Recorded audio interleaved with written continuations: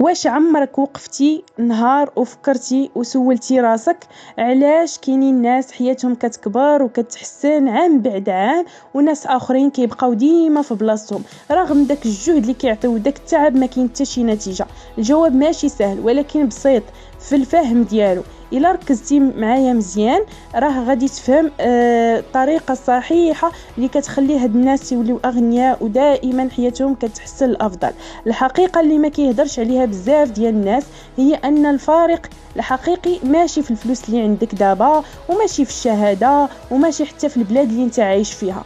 الفرق الحقيقي كاين داخل راسك وداخل العقليه ديالك.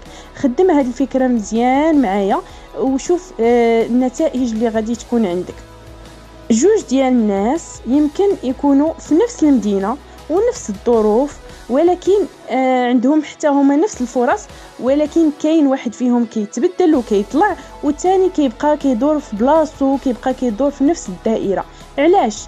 حيت واحد فيهم كيشوف الحياه بعقليه والنمو والثاني كيشوف بعقليه التبرير.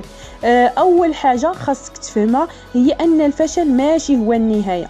الفشل هو مجرد نتيجه ديال قرارات صغيره كتعاود كل نهار. القرار انك ما تقراش، القرار انك تاجل الخدمه ديالك، القرار انك تهرب من المسؤوليه. هاد القرارات الصغيره هي اللي كتصنع النتيجه الكبيره اللي كتشوفها اليوم في حياتك. ولكن خليك مركز معايا مزيان، الناس اللي كينجحوا ماشي حيت ما كيغلطوش ولكن حيت كيتعلموا من الغلط وكيبدلوا الاتجاه ديالهم بسرعه، ما كيبقاوش مستمرين في داك الغلط لمده طويله. بينما الناس اللي كيبقاو في بلاصتهم كيعيدوا نفس الاخطاء وكيقولوا ان الحياه صعيبه وما عندهاش حظ، ان الناس ضدي وكل شيء ضدي وما نقدرش نزيد لقدام وما نقدرش ننجح لان المحيط ديالي خايب. ولكن الحقيقه القاسيه هي ان العقليه ديالك هي اللي كتخلق هذا الواقع وكتعطيك اعذار باش انك ما تزيدش لقدام وباش انك ما تغيرش حياتك. خليني نقولها لك بطريقه ابسط، حياتك دابا هي انعكاس مباشر على الطريقه ديال التفكير ديالك في الاشهر والسنين اللي فاتت. الا كنتي كتفكر بطريقه محدوده غادي تعيش الحياه محدوده، والا تبدلت الطريقه ديال التفكير ديالك غادي تبدل تشوف نتائج مختلفه تماما. دابا ركز مزيان معايا في هذه النقطه. كاين فرق كبير بين الشخص اللي كيبغي يعيش مرتاح والشخص اللي كيبغي ينجح. واللي كيبغي يعيش مرتاح كيهرب من التعب، ولكن اللي كيبغي ينجح كيقلب على التعب باش يربح المستقبل. النجاح ما كيجيش في الراحه، النجاح كيبدا مع الوقت اللي كتكون فيها كتحس براسك باغي تهرب ولكن كتقرر تبقى في بلاصتك، وفي الاوقات اللي كتكون فيها عيان ولكن كتقول خاصني نكمل وخاصني نزيد القدام، وفي الاوقات اللي ما كاين حتى واحد كيشجعك ولكن كتولي انت هو الدافع ديال راسك. دابا غادي نقول لك واحد الحاجه، واحد الحقيقه اللي ممكن توجعك شويه ولكن ضروري تسمعها. الا كنتي ديما كتلوم الظروف ديالك غادي تبقى ديما ضحيه ديال الظروف. ولكن الا بدلتي السؤال من علاش انا في هذه الحاله الى شنو غادي نقدر ندير باش نخرج منها، هنا كتبدل اللعبه كامله. العقليه ديال الضحيه كتخليك تحس انك ما عندك حتى تحكم في حياتك، ولكن العقليه ديال المسؤوليه كتخليك تحس ان كل حاجه تقدر تبدلها بالتدريج. الناس اللي ناجحين ماشي خارقين للطبيعه، ولكن هما فقط تعلموا كيفاش يتحكموا في التفكير ديالهم قبل ما يتحكموا في حياتهم. تعلموا كيفاش يوقفوا الاعذار، تعلموا كيفاش ياخذوا قرارات صعيبه اليوم باش يعيشوا حياه سهله غدا.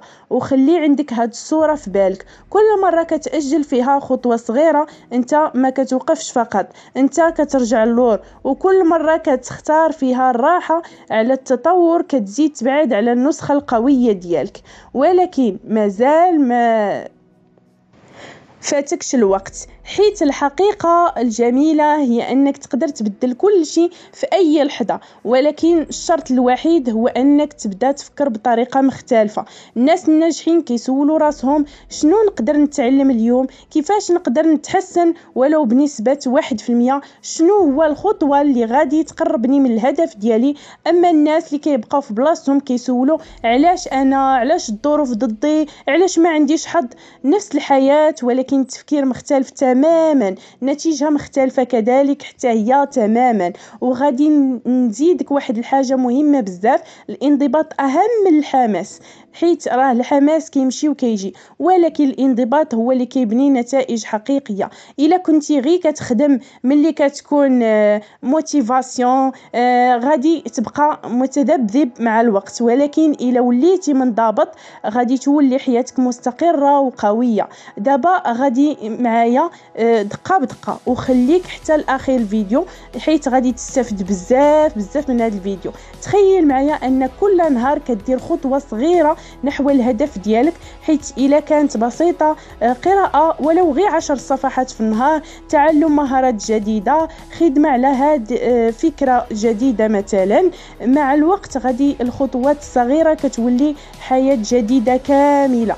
النجاح ماشي قفزة كبيرة، النجاح هو تراكم ديال القرارات الصحيحة اللي كتاخدها كل نهار.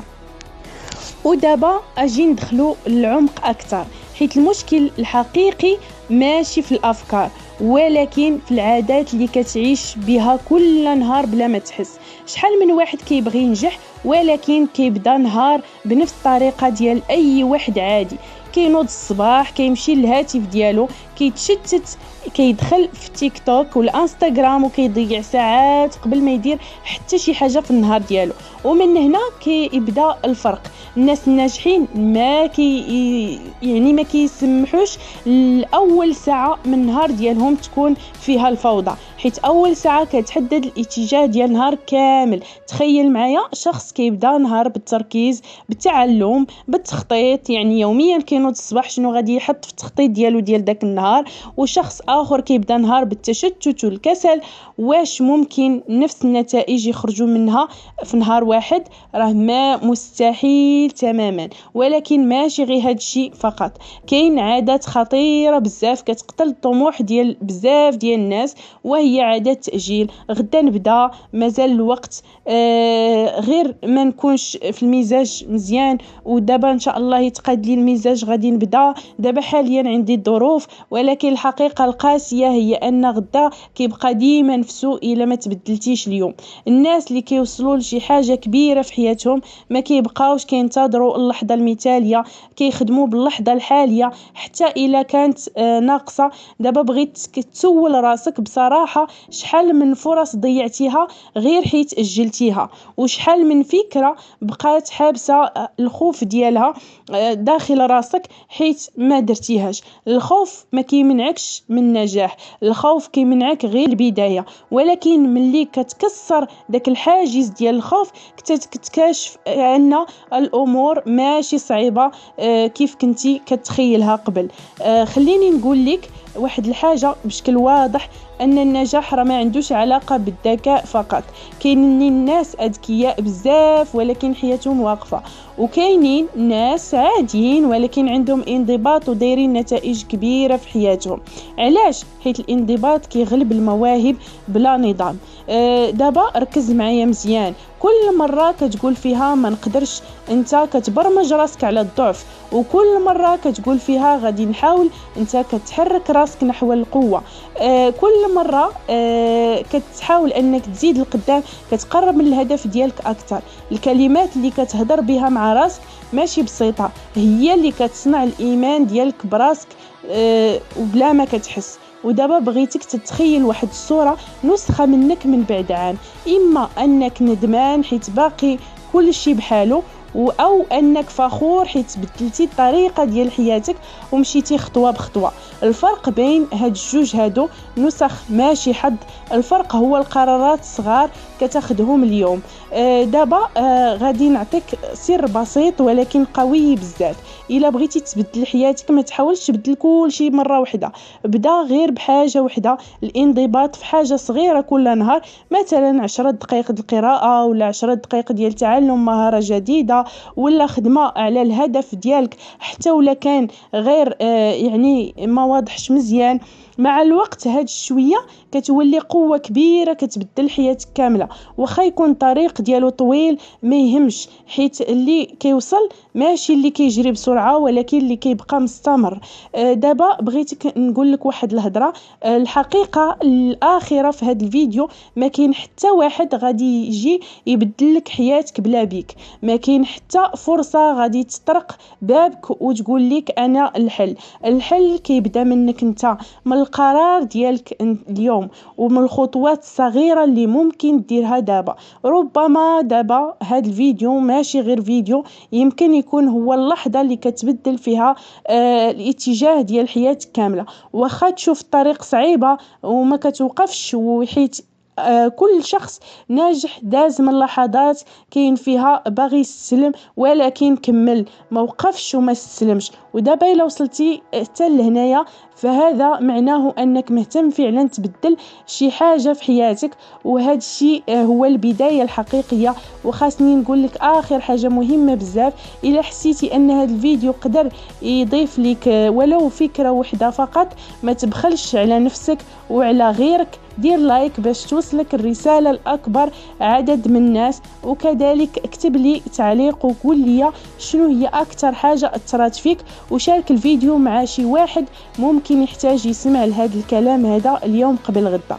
والأهم من هذا الشيء هذا كله، ما تنساش أنك دير أبوني للقناة وتفعل الجرس، حيت الجاي فيه محتوى أقوى وأفكار غادي يعاونوك تبني عقلية النجاح خطوة بخطوة. وتفكر ديما، يمكن هذا الفيديو هو بداية النسخة الجديدة ديالك.